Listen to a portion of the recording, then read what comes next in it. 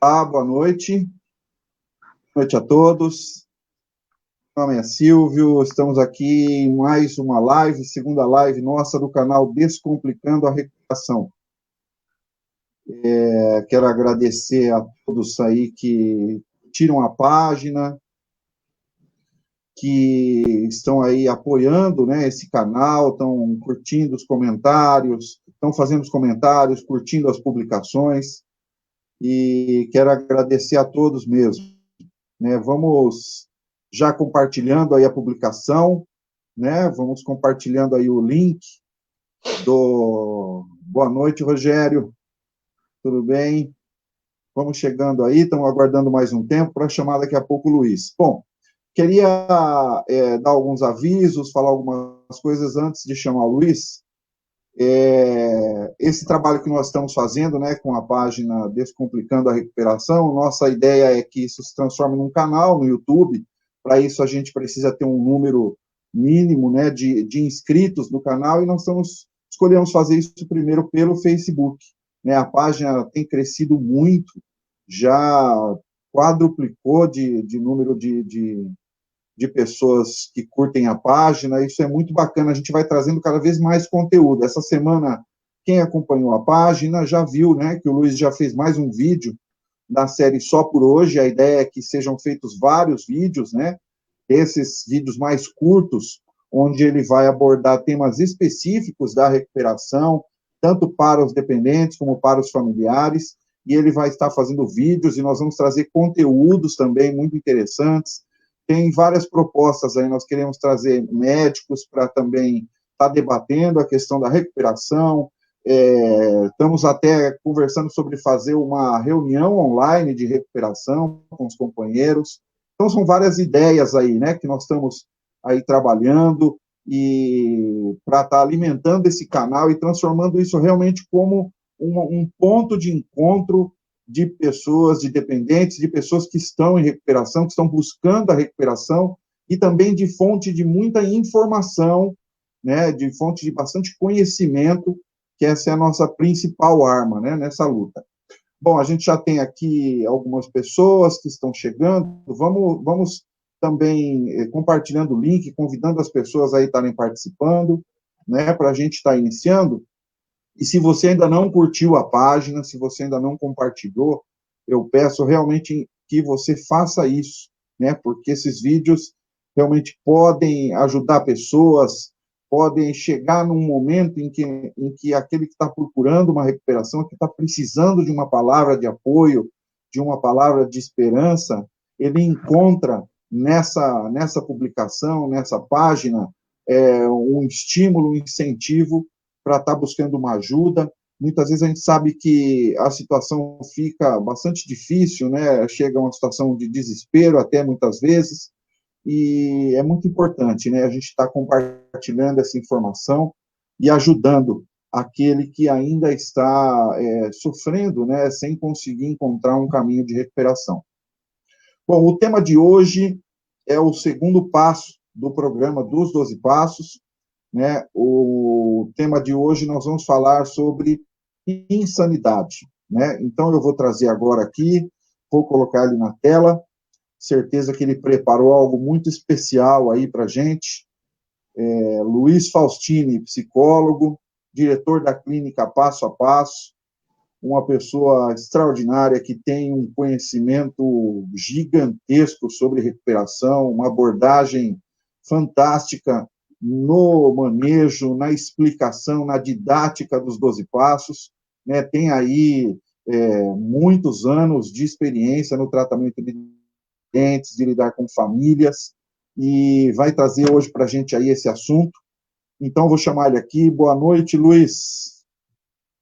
Como vai? Boa noite, tudo bem? Silvio. Tudo bem, você? Tudo tranquilo? Tudo bem, na graças paz. a Deus. Graças a Deus, Preparado tudo na paz aí para hoje, nós? bom. Preparado aí para mais uma live? Sim, ansioso para que ela comece logo. Então, E vamos queria embora, a palavra reiterar. é sua. Muito obrigado, Silvio. Queria de início, né, reiterar o agradecimento já feito pelo Silvio, reiterar o agradecimento aí a todos os que estão seguindo a nossa página, todos aqueles que se inscreveram na página e curtiram o nosso trabalho até aqui, tá? A participação de vocês é fundamental. Ninguém faz nada nesse mundo sozinho, né? A gente até pode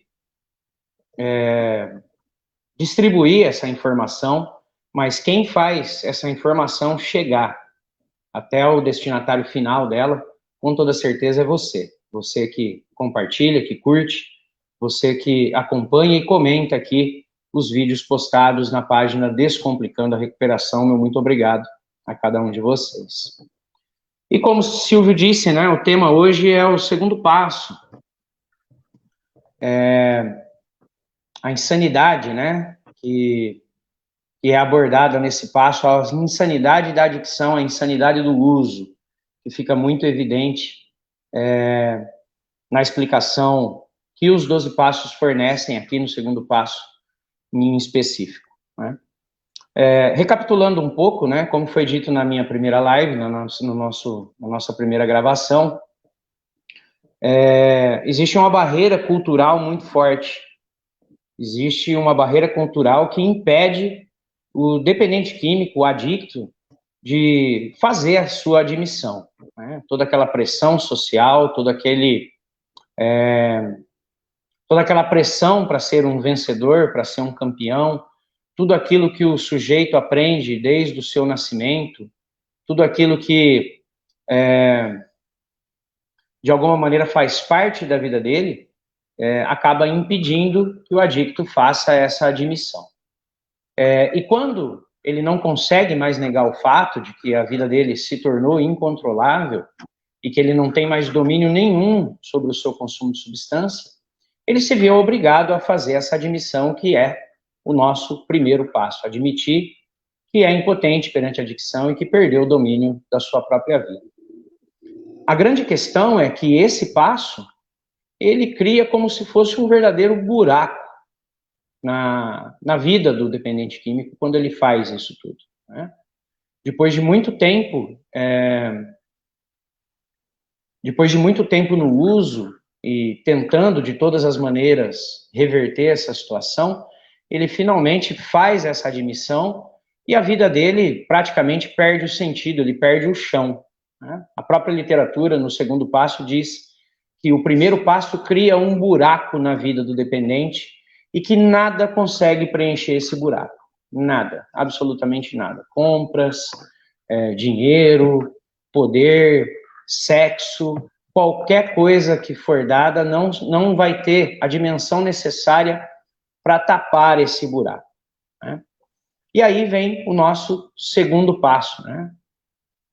Que diz assim: viemos a acreditar que um poder maior do que nós poderia devolver-nos a sanidade.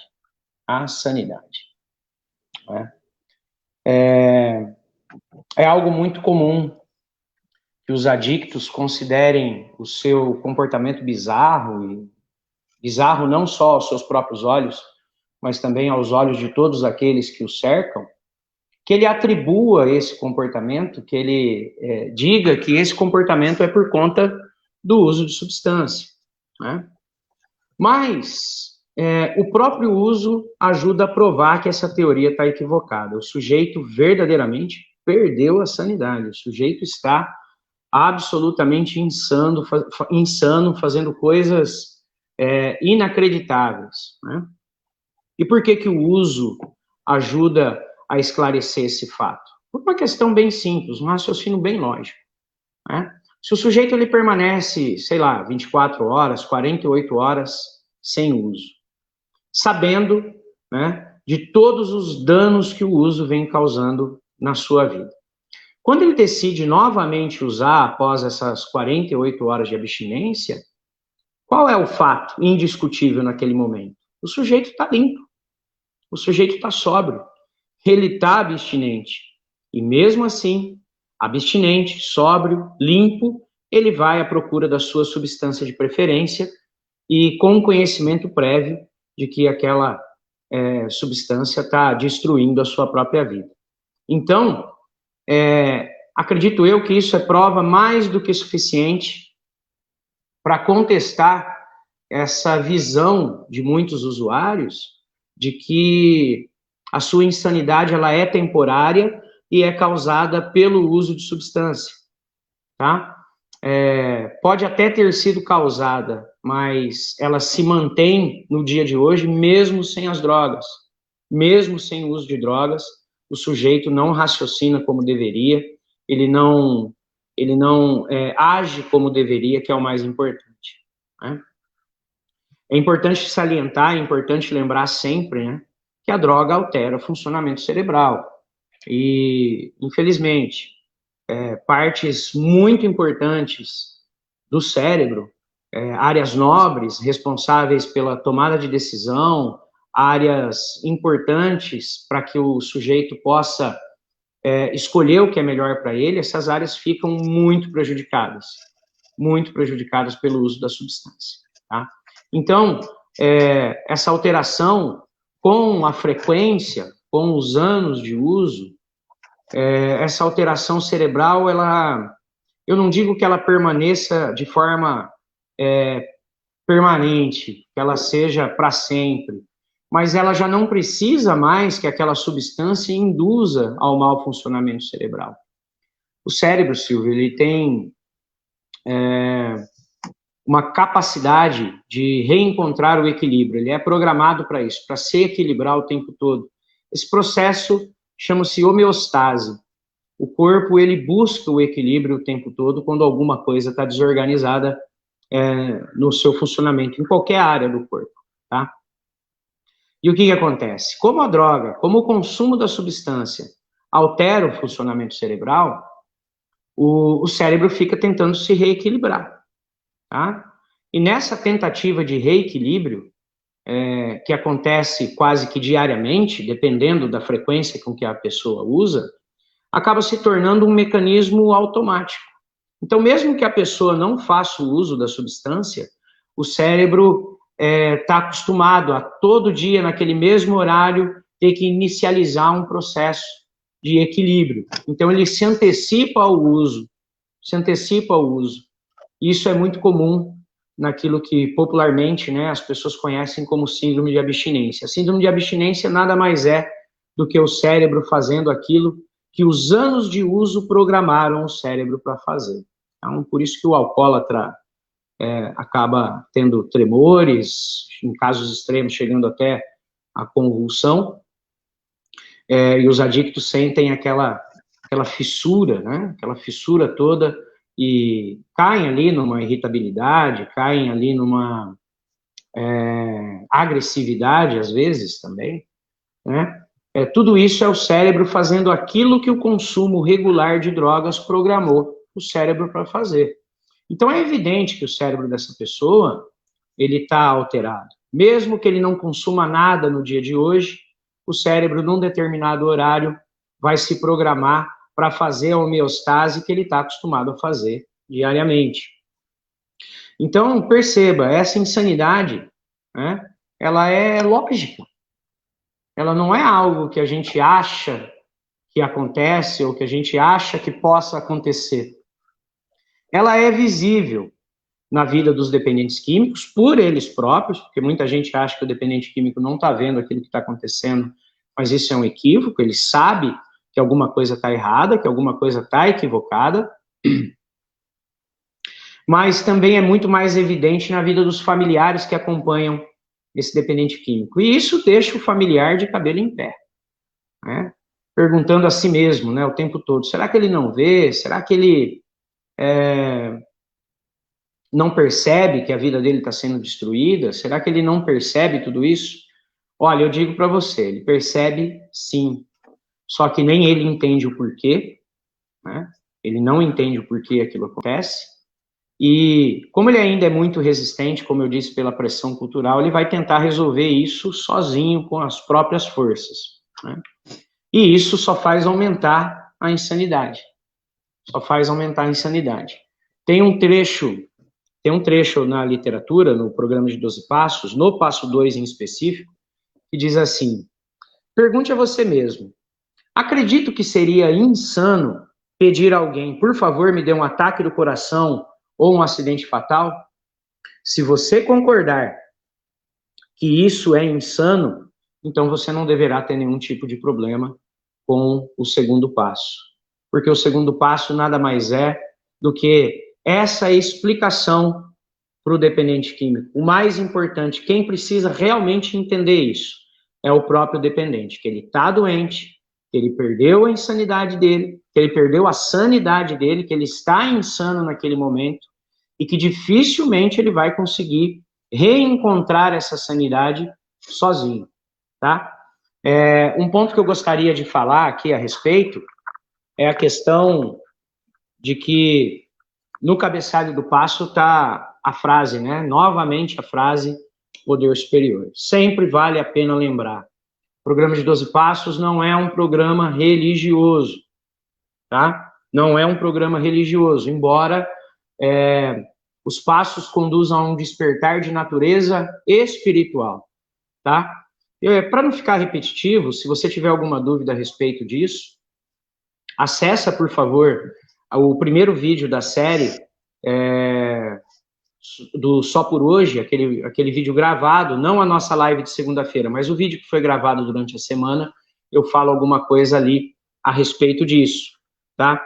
Então, poder superior, gente. O que é esse poder superior? Gente, o próprio programa, ele dá algumas diretrizes também a respeito do poder superior, né? Primeiro ponto, acima de qualquer coisa, a liberdade individual de cada um de decidir quem é o seu próprio poder superior, tá? Aí eu vou usar um pouco da minha experiência, né? É difícil explicar, separando a minha experiência da explicação um pouco mais técnica, né? Na minha internação, eu não tive problema nenhum em reencontrar o meu poder superior. Mas, nos primeiros dias, eu tinha deixado de acreditar em Deus, o Deus que foi me apresentado quando eu ainda era garoto, né, lá na minha casa, que foi apresentado pelos meus pais. Eu tinha uma dificuldade grande, por quê? Porque minha situação era muito difícil, né? E quando a gente está nessa situação difícil, a gente começa a questionar algumas coisas que nos foram ensinadas. Então, eu não posso dizer que Deus, inicialmente, foi o meu poder superior, como hoje o é, né? De início, o meu poder superior foi o grupo.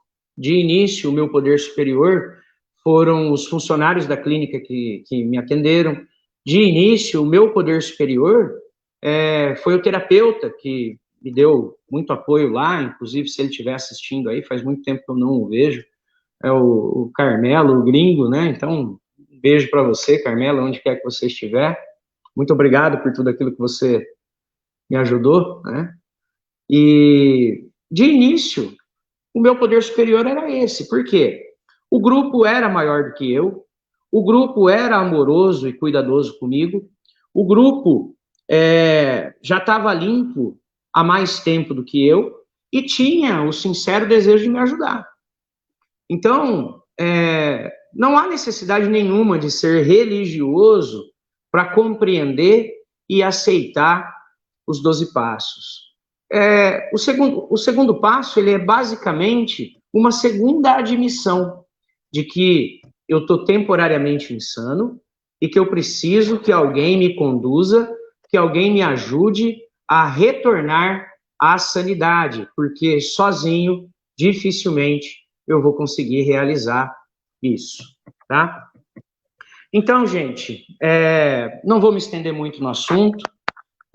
A literatura, ela é acessível a todos no na.org ou também no Alcoólicos Anônimos, aa.org. Qualquer pessoa pode ter acesso a essa literatura, estudando ela de uma maneira mais detalhada. Adictos que já têm uma certa compreensão do programa, eu espero que eu possa estar dando um novo ponto de vista, talvez pensando em algo que até agora você ainda não tenha pensado. E para os familiares também, né, fica aí o nosso recado, né, o dependente químico, ele necessita de ajuda. Sem ajuda, sem alguém que o conduza pela sanidade, de volta à sanidade, dificilmente ele vai conseguir readquirir essa sanidade sozinho. Só para encerrar aqui esse momento de explanação, eu queria também falar uma frase do programa que ilustra muito bem qual é essa insanidade do uso, tá? Que insanidade é repetir os mesmos erros buscando resultados diferentes, tá? Essa é a frase com a qual eu gostaria de encerrar minha fala aqui e abrir para vocês aí que possam fazer as suas perguntas, pedir os seus esclarecimentos, que a gente ganha em dinâmica, ganha muito mais em conteúdo quando você participa, quando você comenta, quando você tenta esclarecer conosco as suas dúvidas, tá? Então é isso, gente. Legal, Luiz. Obrigado aí pela explicação, pela explanação. A gente tem aqui duas perguntas que eu vou colocar como uma só, que é a da Mariana Martins. Ela diz o seguinte: quanto tempo para a recuperação? Em quanto tempo o corpo volta ao normal sem drogas? Olha, Silvio, essa pergunta ela é bem difícil de responder. Por quê? Embora o funcionamento orgânico das pessoas seja muito semelhante, né, as pessoas são indivíduos únicos, né? As pessoas têm necessidades e o corpo de cada uma delas trabalha de forma semelhante, mas também distinta, tá? Existe um funcionamento que é geral, mas existe um funcionamento também que é específico de cada um. Isso também é facilmente observável, né? Com uma simples dor de cabeça, a gente consegue observar esse fenômeno. Algumas pessoas preferem um determinado tipo de analgésico, dizendo que aquele corta a dor de cabeça, e outras pessoas têm preferência por outro tipo de analgésico. Existe existe uma variedade de analgésicos disponível no mercado, e as pessoas usam aquelas que aparentemente o seu organismo responde melhor, embora o funcionamento de ambas as substâncias seja basicamente o mesmo. Então, na recuperação também é assim. A gente fala numa desintoxicação, numa eliminação da parte tóxica da droga em cerca aí de 15 dias, 30 dias, algumas pessoas falam em 60 dias, né? A homeostase, né, que é o equilíbrio que o corpo busca o tempo todo, também acontece mais ou menos nessa fase. Com a ausência do estímulo, o cérebro volta a se reorganizar. Então, mais ou menos ali entre 60, né, a opinião dos especialistas a respeito disso também varia, tá? Mas está colocada ali entre 45, 90 dias, mais ou menos, para que ocorra um equilíbrio das funções cerebrais e também a desintoxicação da substância que ainda esteja no organismo. Legal, Luiz. Ó, tem uma pergunta do Rogério Eliezer. Ele diz o seguinte: a sanidade que o programa se refere seria uma mudança de pensamentos, hábitos e comportamentos? Uma nova maneira de ver o mundo ao seu redor? Exatamente, exatamente. Não necessariamente nessa ordem. Eu trocaria a ordem dos fatores que ele colocou. Eu diria, primeiro, comportamentos, que essa, com toda certeza, é a primeira coisa que muda numa pessoa que adere ao programa de 12 Passos. Ele vai ter a mudança, ao contrário do que muita gente pensa, a mudança acontecendo de fora para dentro, e não de dentro para fora, como muita gente fala por aí, tá? Porque a primeira coisa que muda são os comportamentos. E diga-se de passagem, né? Diga-se de passagem, é a parte mais importante, é a parte com maior urgência de mudança. As pessoas não nos julgam por aquilo que pensamos e nem por aquilo que sentimos. As pessoas nos julgam por aquilo que fazemos, né? É isso que gera problema, é isso que gera desconforto, é isso que gera revolta nas pessoas, é aquilo que fazemos. Então, essa é a primeira coisa que precisa mudar, e é justamente a primeira coisa na qual o programa vai trabalhar, tá? Com toda certeza, essa mudança de comportamento vai gerando, com o passar do tempo, uma mudança na área sentimental, uma mudança na maneira de pensar, uma mudança na maneira de enxergar o mundo. Com toda certeza, essas mudanças acontecem, não no segundo passo, tá? Não no segundo passo. O segundo passo é apenas a pessoa levantando a mão e aceitando ser conduzida, porque ela reconhece que está insana, mas com a prática desses 12 passos diariamente na vida da pessoa, com toda certeza, isso que o Eliezer afirmou, que o Rogério Eliezer afirmou, com toda certeza acontece. A pessoa muda e muda para melhor. A vida dela vai ganhando uma nova dinâmica, ganhando um novo sentido, e parece que surge um novo ser humano, mas na verdade é apenas um ser humano que se aceitou como é e procurou por uma nova maneira de viver. Isso é muito legal. Legal, Luiz. Essa parte aí, ela é uma parte sensacional do programa, né? Isso que você falou agora, eu acho que é uma sintetiza, assim, o segundo passo é esse levantar a mão e reconhecer, né, que da forma como eu estava conduzindo a minha vida, não deu certo. Eu preciso de uma ajuda e eu me disponho a aceitar essa ajuda, a aceitar ser conduzido. Isso, muitas vezes, é confundido, né, como assim, eu vou aceitar ser conduzido como? De que forma? Será no momento em que eu devo, se eu devo concluir o tratamento, se eu devo fazer A ou B, se eu devo ir ao grupo, se eu devo, enfim, nas atividades do dia a dia, são nas decisões importantes, né? Que, em geral, acontece muito isso, né? O dependente químico, ele pede opinião num momento de recuperação, pede opinião para tudo, né?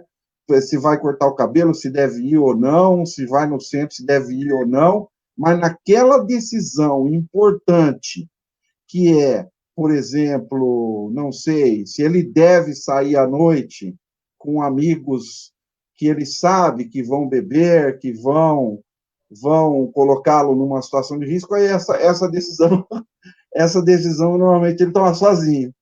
Não é isso que acontece?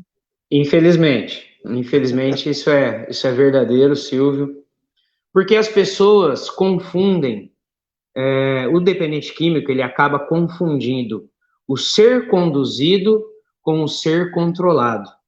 Certo. Conduzir não significa tomar as decisões por ele, tá? Isso que é muito importante, que aquele que já tentou o programa de 12 passos, muita gente desiste nessa fase. É nessa fase que a maioria das pessoas desiste. Ela arruma um padrinho, e quando o padrinho, às vezes pouco habilidoso, também começa a dar muito pitaco na vida dele, ele começa a ter a sensação de que ele está sendo controlado. E ele detesta isso. É algo que ninguém gosta, né, de se sentir assim. O dependente químico gosta menos ainda. Então, é justamente nessa fase que a maioria abandona. Por quê? Porque confunde essa condução com ser controlado, confunde condução com controle. E são coisas absolutamente distintas. Por quê? Porque na condução proposta no programa de 12 passos, tudo é sugerido. Nada é obrigatório, sabe? 12 passos, ele é obrigatório para mim. Para mim é obrigatório, porque eu quero viver, já vi os efeitos que ele causa, já senti na pele a transformação que esse programa causou na minha vida. Então, para mim é obrigatório. Mas, para o outro, é sempre sugerido. Como eu disse num vídeo anterior, o programa de 12 passos, ele não cria fiscais. Ninguém ali na sala está lá para controlar a sua frequência, se você vai ou não vai. Dentro da clínica também, embora existam regras mínimas de convivência, ninguém vai te obrigar a desistir da miséria. Ninguém vai te obrigar a desistir de uma vida que não está dando certo, sabe? A própria pessoa, por experiência, ela sabe o que dá certo e o que dá errado. O que muitas vezes acontece é aquele raciocínio que eu disse no início da minha explanação. O sujeito, ele condiciona o comportamento bizarro, as atitudes bizarras, o sentimento bizarro apenas ao uso. E começa a acreditar, por diversas razões, que se ele parar de usar, de alguma maneira, ele está apto a controlar a própria vida, ele sabe o que é melhor para ele, né? Isso não é verdade. Isso não é verdade. Como eu disse, o próprio uso denuncia isso, porque o sujeito, quando usa, antes de usar, ele está sóbrio. Então, mesmo sóbrio, ele vai lá, pega veneno, joga veneno para dentro dele, e tem todos aqueles prejuízos que ele está careca de saber que ele vai ter, tá? Essa é a insanidade, né? Repetir os mesmos erros, esperando resultados diferentes. E que erro seria esse, né? O erro de não entender que momentaneamente a sanidade dele não está presente, ela não está ali. Ele necessita que um poder superior o conduza de volta à sanidade, seja lá qual poder superior seja esse. Legal, Luiz. Me avisaram aqui que está aparecendo legenda, mas eu ainda não sei como tirar isso. Eu vou verificar aqui, tá bom? Bom, tem uma pergunta aqui bastante interessante, que é a seguinte: Marcela Santinho, essa insanidade também é possível nos codependentes? Seria até legal falar um pouco de quem são os codependentes, né? Marcela, com toda certeza, essa insanidade também é bem visível nos codependentes, tá? A codependência também não é tão difícil de entender, tá? O familiar que está me assistindo agora, ele vai saber exatamente aquilo que eu estou falando, tá?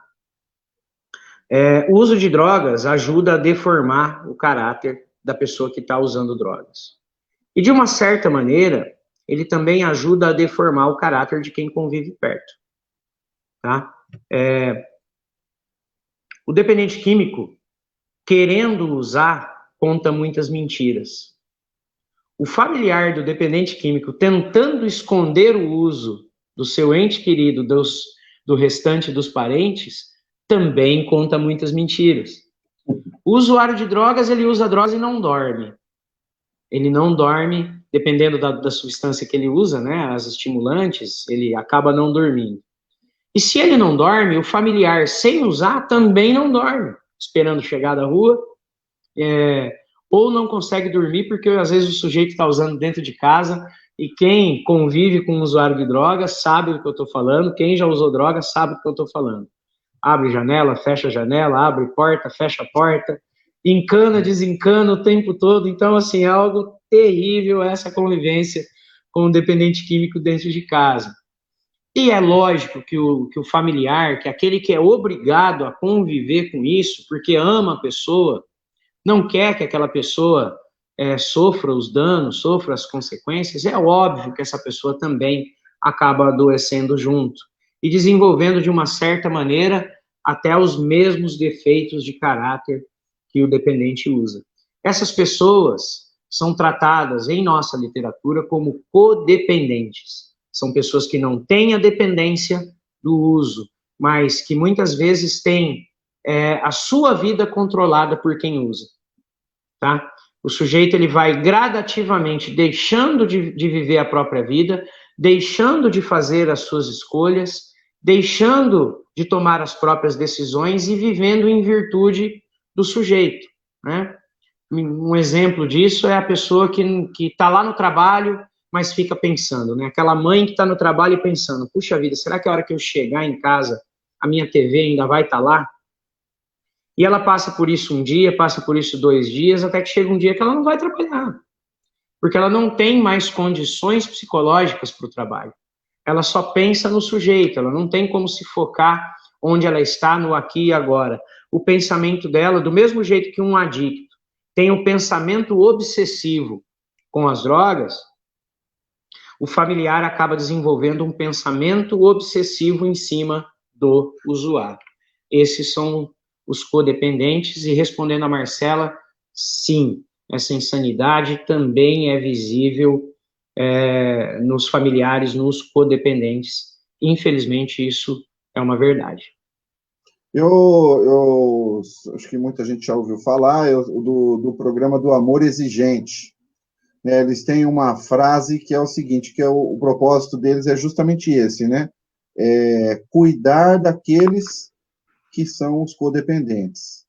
e eles têm uma frase que é o seguinte, né, uma orientação que eles passam, porque o que acontece? O codependente muitas vezes acredita que se ele não fizer essas coisas, mentir para o dependente, para esconder o uso, dar dinheiro, fazer um monte de coisas, né, que o codependente normalmente acaba sendo levado a fazer, ele não é porque ele não ama.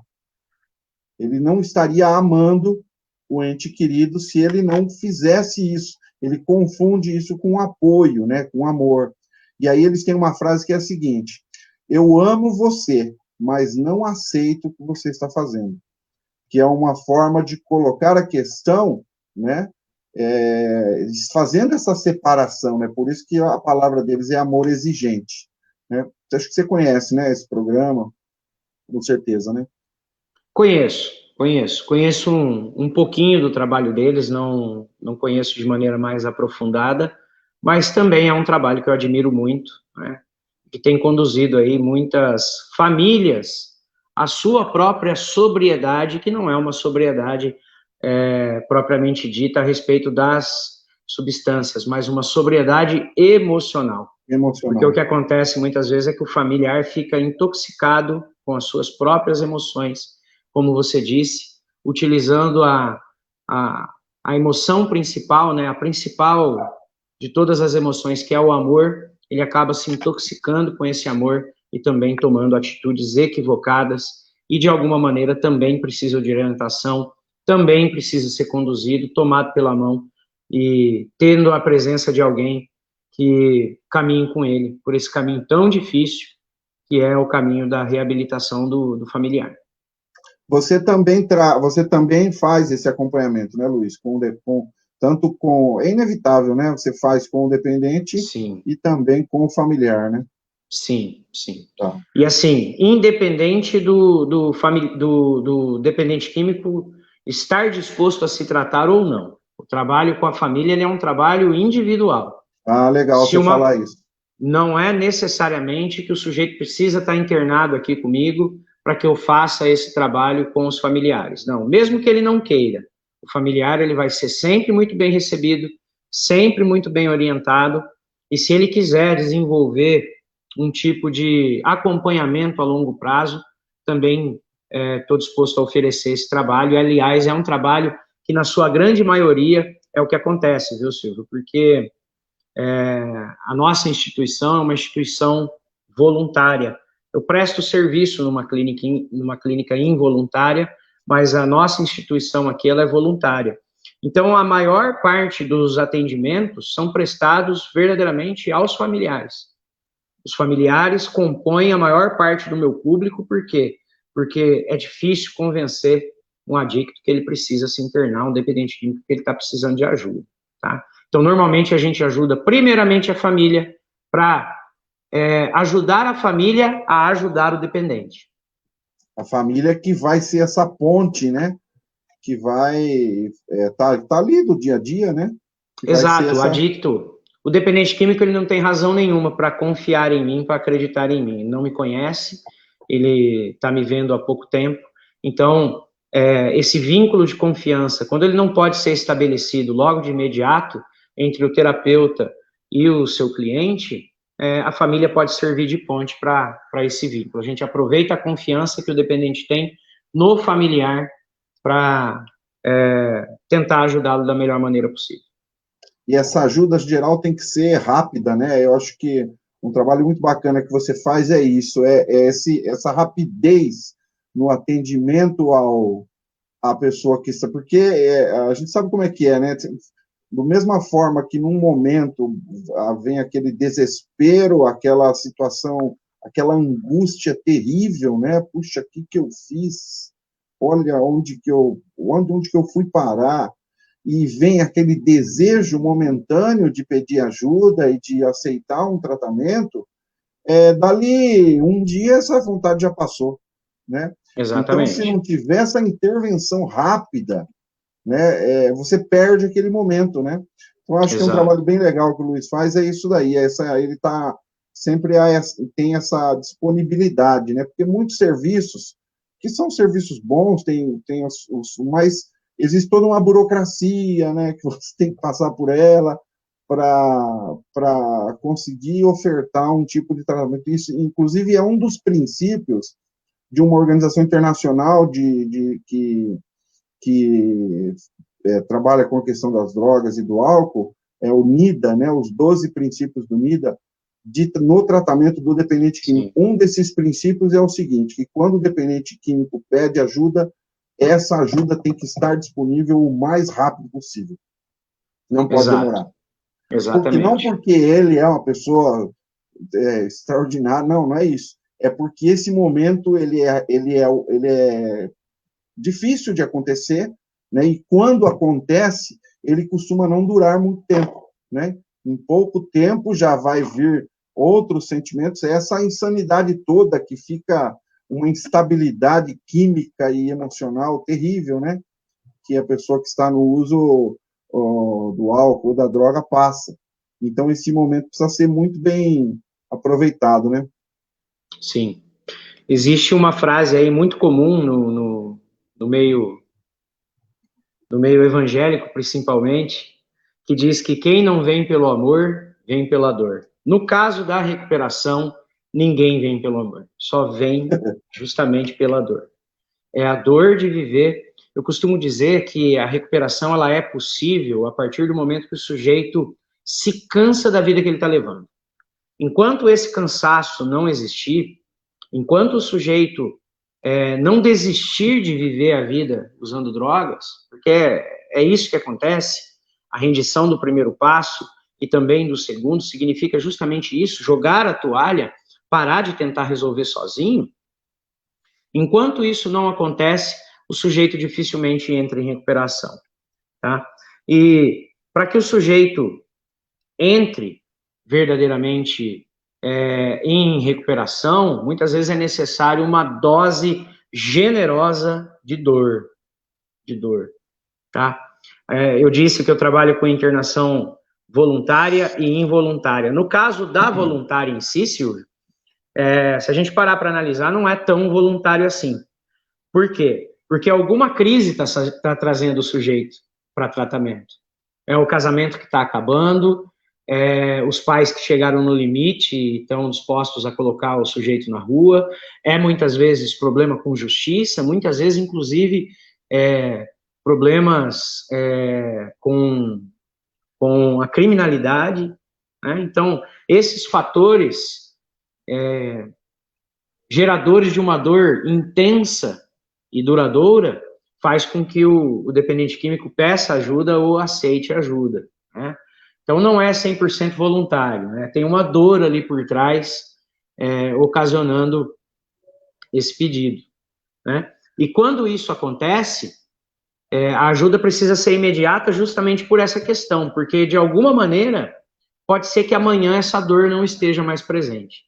Pode ser que aquela decisão que o familiar tomou, se você não se tratar, que a esposa, né, deu o basta e falou, se você não se tratar, eu vou te deixar. Aí, naquele momento, ele pede ajuda. Se eu deixar para atender amanhã, o dependente químico é bom de conversa, né? Ele conversa bem, que é uma beleza. Então, corre o sério risco ali dele convencer a esposa do contrário e prometer para ela mais uma vez, pela milésima vez, mas dessa vez ele está falando sério, que ele vai conseguir sozinho, que ele vai se controlar, que ele vai dar um jeito até a próxima crise, né? Então, o atendimento precisa ser imediato, né? E nós aqui trabalhamos justamente nesse formato, né, Silvio? Formato de plantão. Precisou de ajuda, a gente vai até aonde há necessidade dessa ajuda, né? A ajuda chega e chega na hora. Bom, tem uma pergunta aqui que eu não quero deixar de passar, que é a seguinte, a Gleide, ela diz o seguinte, Luiz, a importância de profissionais em respeitar a dignidade do indivíduo. Ele precisa ser respeitado e não tratado como um ser humano incapaz. Gostaria de uma colocação da sua parte. Puxa vida. Ainda bem que eu vou ter a oportunidade de falar sobre isso, né? Muita gente trata o dependente químico como se ele fosse idiota. E a grande verdade é que ele não é idiota. São pessoas, diga-se de passagem, muito capazes. Normalmente destaque nos seus locais de trabalho. Muitas vezes, não é raro uma mãe chegar aqui e dizer assim, esse meu filho está precisando de ajuda, esse é o filho mais amoroso que eu tenho, é o mais carinhoso que eu tenho. Isso não é raro de acontecer, entendeu? Então, ele é um ser humano muito mais sensível, muito mais atento às necessidades de quem está à sua volta. E está longe de ser um sujeito incapaz, né? Parece contraditório com o que eu disse ainda há pouco, né? O sujeito precisa ser conduzido, né? Como eu disse, condução é caminhar junto, né? Não é um direcionamento, não é dizer vai lá, é dizer vamos até lá, é caminhar junto, né? Então, quem caminha junto, se eu caminho junto com ele porque eu considero ele incapaz e eu estou fazendo a mesma caminhada, significa que eu sou incapaz também, não é verdade? Uhum. Então, o adicto, ele precisa ser respeitado como ser humano que ele é, como sujeito de direito que ele é, né? Sujeito de direito que ele é, porque ele tem direitos e ele de maneira nenhuma é um idiota, ele de maneira nenhuma ele é um imbecil, ele é uma pessoa incapaz. Não, ele tem grandes capacidades. O que ele não consegue fazer momentaneamente é conquistar a abstinência com o seu próprio esforço. Por quê? Porque ele está doente.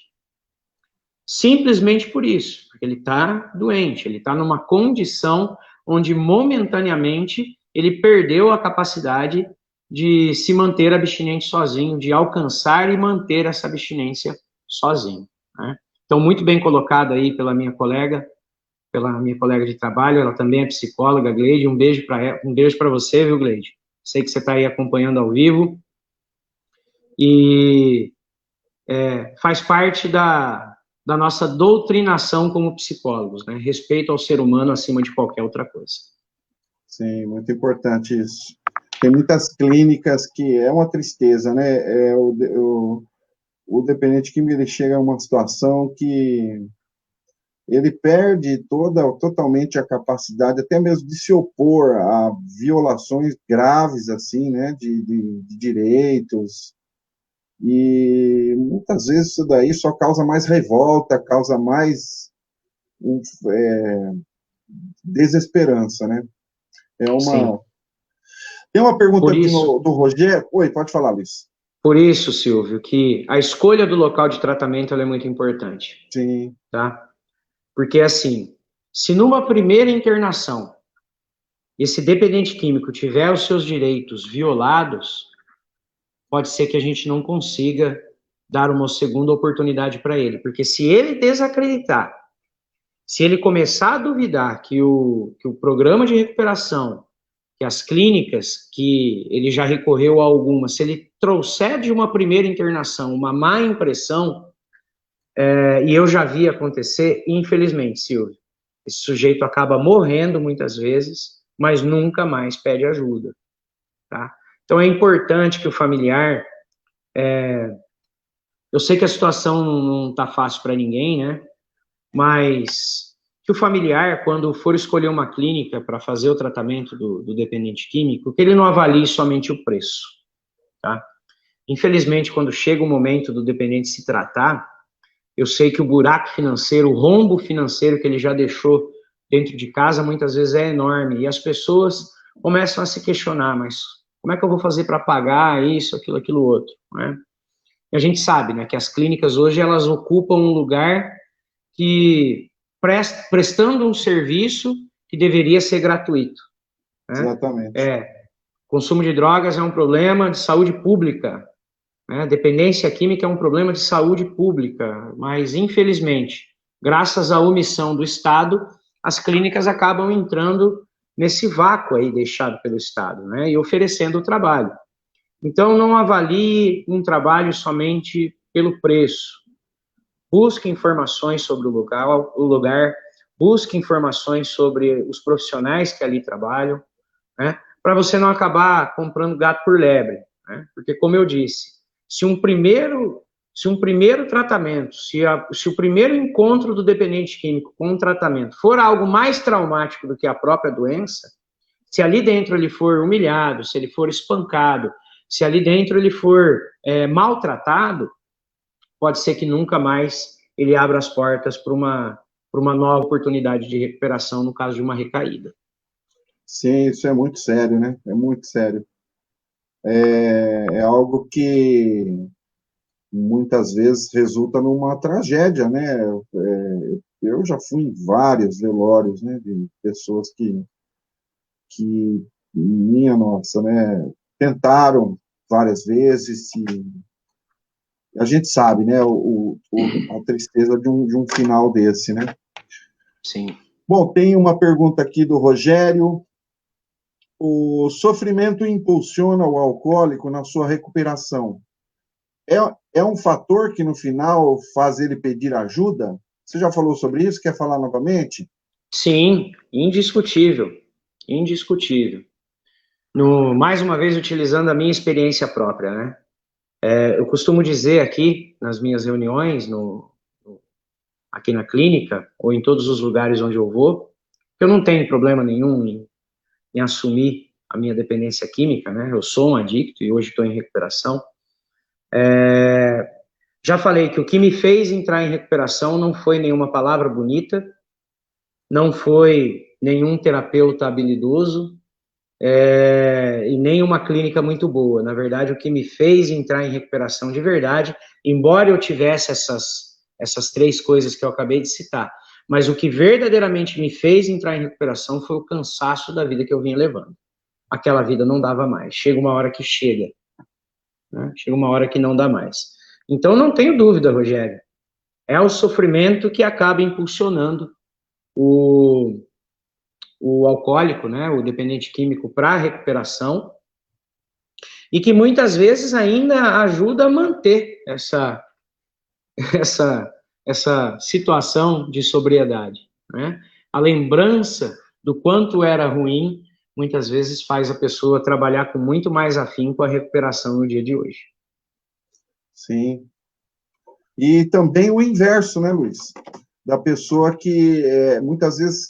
Aí a gente entra naquilo que a gente estava falando, né? Que foi perguntado, se não me engano, pela Marcela, do codependente ficar aliviando muitas vezes o sofrimento que as atitudes do dependente químico levariam normalmente, né?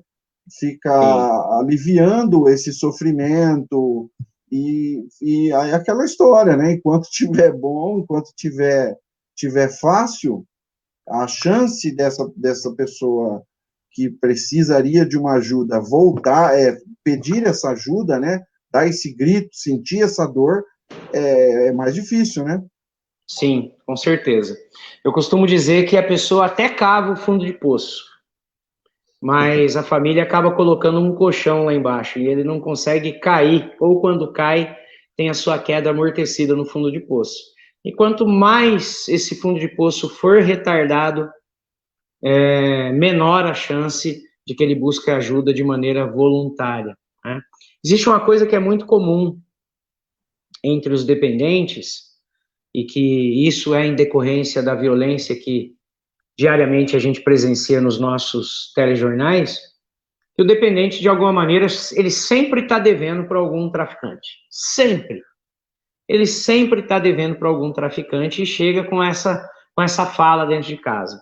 Preciso de R$ 50 porque eu estou devendo para fulano, preciso de R$ 100 porque eu estou devendo para cicrano, eu estou devendo para beltrano.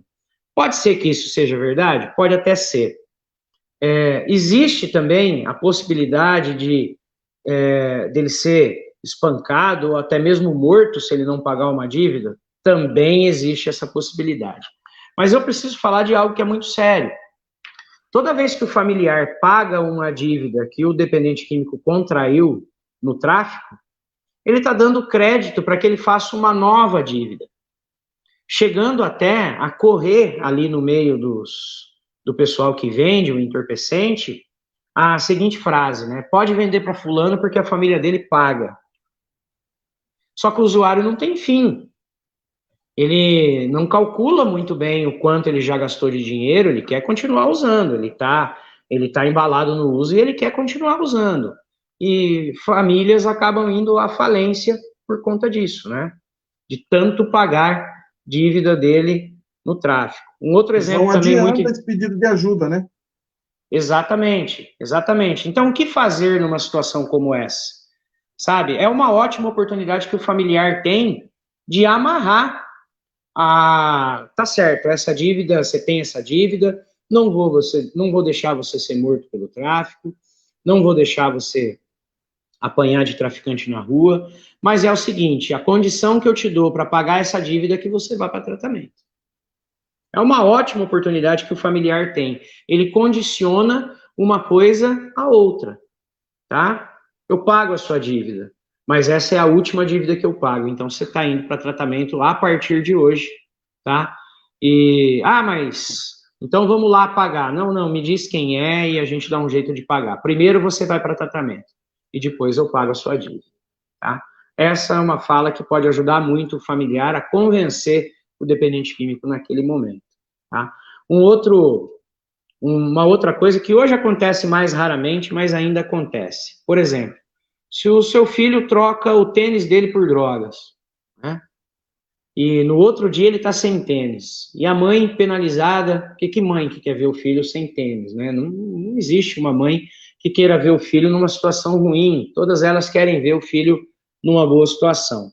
Mas comprar um tênis no dia seguinte, porque ele precisa do tênis para ir procurar um emprego ou para fazer qualquer coisa que seja, não está ajudando.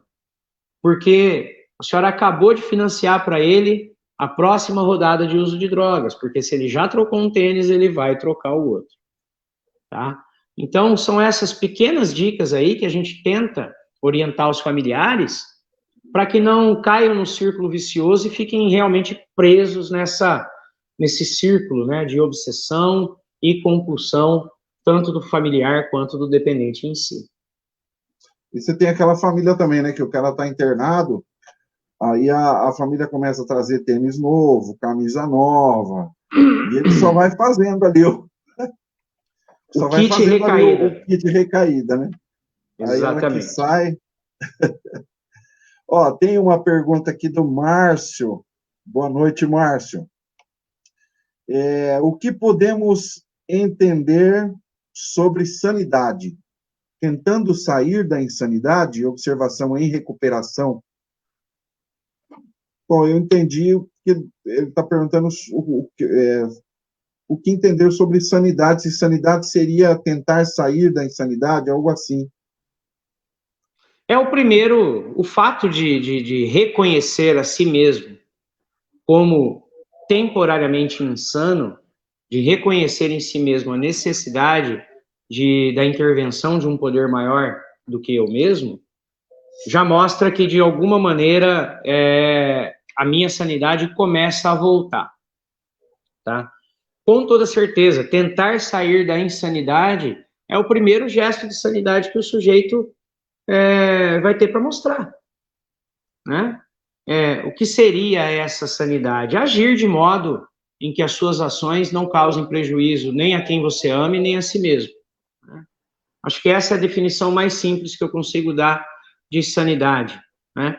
É fazer a coisa certa, não apenas por conveniência, mas fazer a coisa certa porque é certo. Sou eu quem digo o que é certo para você? Não, eu sei o que é certo para mim, tá? Uma coisa que eu digo sempre, né? Muita gente aborda o dependente químico dizendo para ele: você precisa parar de usar drogas. É mesmo?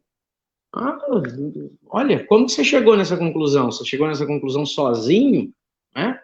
O dependente químico sabe que ele precisa parar de usar. Ele sabe. Ele só não sabe como. Ele não sabe como fazer. Ele precisa de ajuda para fazer isso, né? E é dessa sanidade que eu estou dizendo, sabe? É dessa sanidade que eu estou dizendo. Onde o sujeito aceita ser conduzido até que ele aprenda a fazer escolhas saudáveis para ele mesmo. Escolhas que não venham machucar a si próprio e nem aos outros, tá? Essa é a definição mais simples de sanidade que eu consigo dar. Legal, Luiz. Estamos chegando aí a 1 hora, né, de live. E tem um último comentário aqui que eu queria passar para você e já te pedir para fazer aí as considerações finais, se você quiser dar uma resumida, ou, enfim, falar suas palavras finais aí sobre o que foi a live de hoje, o segundo passo, a insanidade, o que fazer, né? Para a gente já ir para o encerramento. O comentário é do Adão Wellington. Boa noite, seu Luiz. Insanidade é plantar batata e querer colher cebola. Entender que uma é muito e 20 é pouco. Esse é o cara, seu Luiz. Obrigado, Adão. Um beijo para você, viu? É exatamente isso, né? Quem planta abacaxi não tem como colher morango. Plantou abacaxi, é abacaxi que vai colher. Insanidade é justamente acreditar nisso, né? Que eu plantando abacaxi, de alguma maneira eu vou colher morango. Isso não vai acontecer, isso não vai rolar, né? E espero que vocês tenham gostado, né? De tudo isso que foi comentado aqui, né? Agradeço aí pela participação de todos. São esses comentários e essas perguntas que dão um brilho todo especial para um programa como esse, né? Porque eu já disse isso várias vezes, o nosso intuito não é aqui nos apresentarmos como donos da verdade, é apresentar uma versão da verdade que a gente acredita, né? Uma versão da verdade, a verdade conforme nós acreditamos, né? A nossa visão a respeito das coisas, tá? Mas como 12 Passos não tem o monopólio da recuperação, as pessoas são livres para acreditar naquilo que elas quiserem acreditar. O resumo do segundo passo, Silvio, trocando tudo em miúdos, é esse, tá? Admitiu que é impotente perante a adicção, que perdeu o domínio da vida, fez o primeiro passo, parta logo para o segundo, tá? Entenda o mais rápido possível que somente um poder maior do que você mesmo é que vai poder te conduzir de volta à sanidade.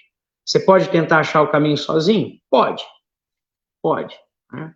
Eu recomendo, né, que você ande pelo caminho que já foi aberto pelas pessoas que entraram em recuperação antes de nós, né? A gente está falando aqui de um programa que foi criado em 1935. Então, 85 anos, é isso? 85 anos salvando aí a vida das pessoas, tá? Muita gente já trilhou esse caminho, gente famosa, inclusive, né? Tem alguns deles aqui na página, a história de alguns deles aqui na página Descomplicando a Recuperação, pessoas que com certeza você conhece e que também trilharam esse mesmo caminho que está sendo proposto aqui, tá? Admitiu que é impotente perante a adicção, admitiu que a vida está incontrolável, comece a acreditar que um poder maior do que você pode te conduzir à sanidade, tá bom? Beijo grande para todos, obrigado pela participação, obrigado, Silvio, pelo espaço, pela atenção de sempre, pela técnica, né, sempre muito bem apurada, e obrigado também a todos vocês aí que participaram, gente. Meu abraço a todos aí, fiquem todos na paz, viu? Um beijo grande. Obrigado, Luiz, um abraço. Então, vamos encerrando aqui, né, a live. Obrigado a todos vocês que participaram. Isso vai ficar gravado no Facebook, então vocês podem compartilhar, podem vir, se alguém quiser fazer perguntas também sobre o tema que não conseguiu fazer hoje, ou que ocorreu depois, uma dúvida, né, pode fazer as perguntas, o Luiz, ele vai responder as perguntas, está atento lá aos comentários da página, né, porque, como ele disse, são esses comentários que vão realmente enriquecer, né? O programa ele é simples, mas ele tem várias questões, né? Que ficam, em geral, dúvidas, e esses comentários são muito importantes mesmo. Curta a página, compartilhe. A gente, né, durante a semana, nós vamos estar trazendo conteúdos, né? Vídeos, tanto o Luiz como eu vamos estar sempre tentando publicar. Se você tiver alguma sugestão também de vídeo, pode enviar para a gente vídeo de assunto, fique à vontade, esse espaço aí é nosso, é de todos nós, né? E compartilha mesmo, porque muitas vezes é num momento desse que um vídeo como esse, uma palavra como essa, dá aquele start na cabeça de alguém que está precisando ali de uma palavra, e num momento desse pode salvar uma vida, não é mesmo? Então, muito obrigado mesmo a todos vocês, fiquem com Deus, e até a próxima. Um abraço, Luiz.